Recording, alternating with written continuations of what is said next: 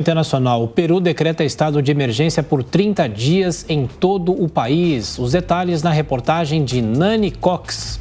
O Conselho de Ministros do Peru declarou estado de emergência a nível nacional por 30 dias em meio a protestos pela antecipação das eleições e a libertação do presidente Pedro Castillo. A medida já havia sido tomada, mas somente em algumas regiões do país.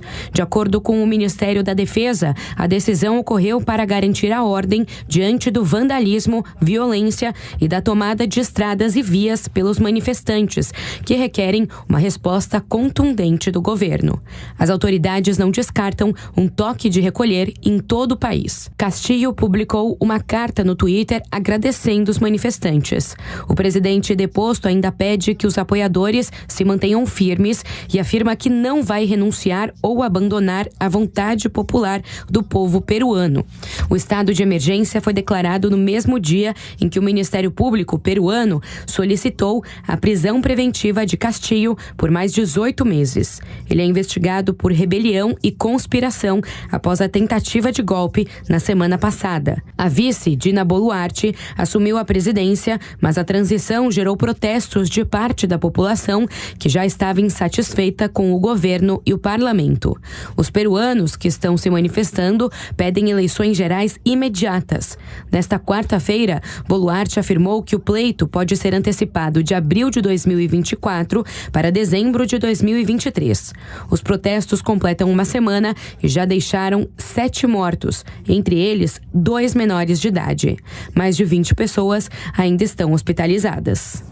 Bom, e o que pode acontecer com o país em meio a todos esses protestos? A gente recebe aqui nos estúdios do Jornal da Manhã o professor de Relações Internacionais do IBMEC, Carlos Cauti. Tudo bem, professor? Muito obrigado por estar aqui conosco nesta quinta-feira. Bem-vindo. Muito obrigado pelo convite, Thiago. Muito obrigado. Bom, professor, o presidente foi destituído, deixou o cargo, a vice assumiu e agora há uma possibilidade também de convocação de eleições, mas agora há esse estado de emergência. O que deve acontecer com o país a partir de agora? Quais são as estruturas políticas para que haja uma segurança para o país seguir em frente?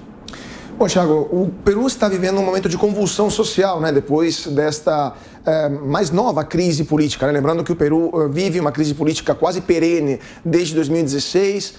O antigo presidente, o Martín Vizcarra, também sofreu impeachment, também teve problemas para ser substituído, né? Tiveram 2 outros presidentes provisórios depois dele, também pelo mesmo problema que levou Pedro Castillo a sair do cargo, ou seja, não ter apoio do Congresso, né? Desde 2016, os presidentes peruanos não conseguem ter apoio do Congresso de Lima e isso acaba criando uma instabilidade política no país. Desta vez a situação é um pouco mais grave porque estamos vendo uma verdadeira convulsão social no país, manifestantes, mortes nas ruas, isso não tinha acontecido nos últimos anos. O exército provavelmente vai começar a patrulhar as ruas, teremos toque de recolher, mas o futuro do Peru ainda é uma grande dúvida, né? Um grande ponto de interrogação, porque ninguém sabe se isso vai degringolar numa violência mais generalizada ou são apenas protestos pontuais que vão terminar nas próximas horas, nos próximos dias. Então a situação é muito, muito complicada. Lembrando que os próprios peruanos votaram em Pedro Castillo para evitar que a líder da oposição, Keiko Fujimori, que é filha do ex-presidente Fujimori, que também deu e conseguiu dar um autogolpe, mais ou menos os mesmos moldes de Castillo, os peruanos votaram em Castillo para evitar que Fujimori chegasse ao poder. E é por isso que as pessoas também estão na rua, porque eles estão vendo que é possível que, de forma direta ou indireta, dessa vez, Keiko Fujimori consiga chegar à liderança máxima do Peru. Professor, na sequência, a pergunta do deputado Coronel Tadeu. Professor, bom dia. Eu tenho um conceito aqui que qualquer processo de impeachment ele necessita de 3 pilares. Primeiro, a população se voltar contra o governo. Segundo, perder o Congresso, né? E terceiro, ter um fato que motive esse pedido de impeachment. No caso do Peru, esses 3 pilares, eles aconteceram mesmo? E aí, quem é que vai decidir isso? É o Congresso ou existe lá também uma Corte Suprema para resolver essa questão?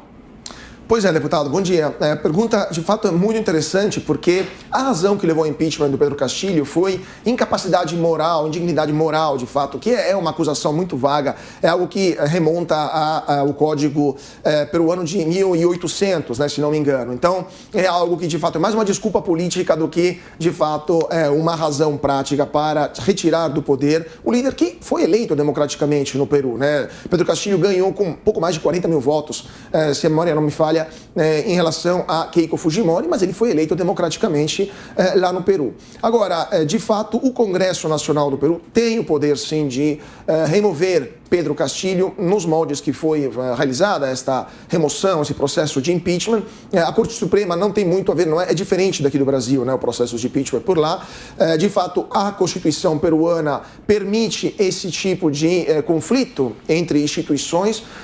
Lembrando também que esse foi o terceiro pedido de impeachment que Castillo sofreu nos últimos 18 meses, desde que ele foi eleito, todos por esse tipo de indignidade moral, né, incapacidade moral de manter a liderança do país. Esta foi a única vez que poderia chegar ao impeachment, não se chegou a votar, porque ele se antecipou no dia 8, né, no dia 7 à noite, na verdade, com essa tentativa de autogolpe, de fato, coalizou toda a oposição, que, lembramos, na verdade, é maioria no Congresso, porque Pedro Castillo tem como seu partido, Peru Libre, que, lembramos, é um partido marxista, né? Um partido que até se refaz ao fundador do Sendero Luminoso lá no Peru, perdão.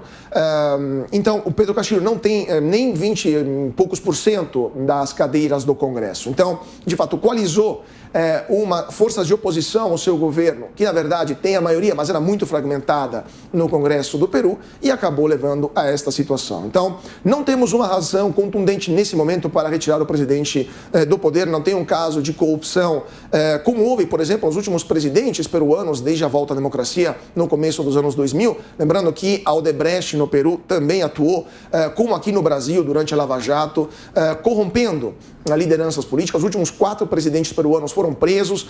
Os presidentes, na verdade, dos últimos 30 anos do Peru, ou foram presos ou são investigados por várias razões. Um deles até se suicidou, o Alan Garcia, mas nesse caso específico não temos, como se fala em inglês, uma smoking gun, né? Uma pistola fumejante que é a prova do crime de algum caso de corrupção. Foi, de fato, falta de capacidade de articulação política por parte do Pedro Castillo. Professor Carlos Cauti, a pergunta agora de Diogo Schelp. Carlos, bom dia, é um prazer falar com você.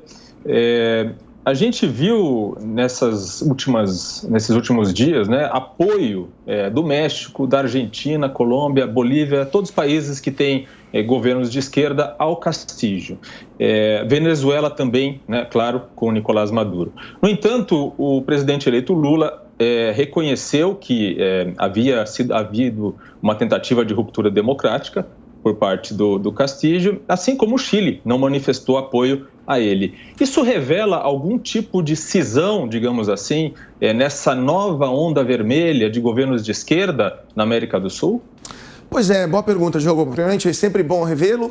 É complicado também, porque o próprio Boric no Chile, né, que é um presidente também que foi eleito numa plataforma de extrema esquerda, na verdade está se demonstrando extrema esquerda, pero no mucho, né? Então, ele também tem suas divergências com lideranças da região.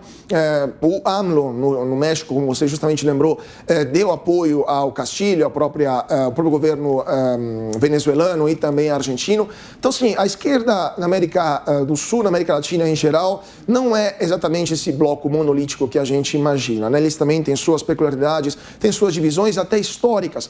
É só pensar, por exemplo, né, Diogo, da guerra que houve entre Bolívia, Chile e Peru, né, para o controle da região atual, região norte do Peru, da região norte do Chile, perdão, que tirou a saída ao mar da Bolívia. São cicatrizes históricas que ainda não foram superadas, né? Então, de fato, há problemas também entre os países que vão muito além da conjuntura política e são questões muito mais enraizadas e acabam levando também a comportamentos diferentes. Também tem uma questão, eu acho que muitos países estão esperando para ver o que vai acontecer, se de fato esta prisão do agora ex-presidente do Peru vai continuar, vai permanecer, lembrando que o procurador-geral pediu 18 meses de prisão provisória para o Pedro Castillo, ou se vai ter alguma reviravolta no país. país. A vice-presidente, que agora assumiu o cargo, também é muito fragilizada. Ela também não sabe se antecipa as eleições que eram para ser em 2026 para 2024, agora 2023. Enfim, está uma situação bastante caótica a uma semana de distância do caos que aconteceu nessa tentativa de autogolpe. A ver, então, como vai ser a evolução, mas, de novo, é uma grande interrogação, um grande ponto de interrogação o que vai acontecer no Peru nos próximos dias, próximas horas também. Pois é, a gente vai acompanhar, não é, professor? Agora, de qual forma o Brasil deve observar essa crise peruana ou se manifestar? O Itamaraty disse que acompanha a situação com muita preocupação. Quais lições podemos tirar? Bom, o Brasil segue, como sempre, a linha do Itamaraty, a linha histórica do Itamaraty de não ingerência nos assuntos internos de outros países, especialmente de países vizinhos. E uma linha que, de fato, sempre deu muito certo.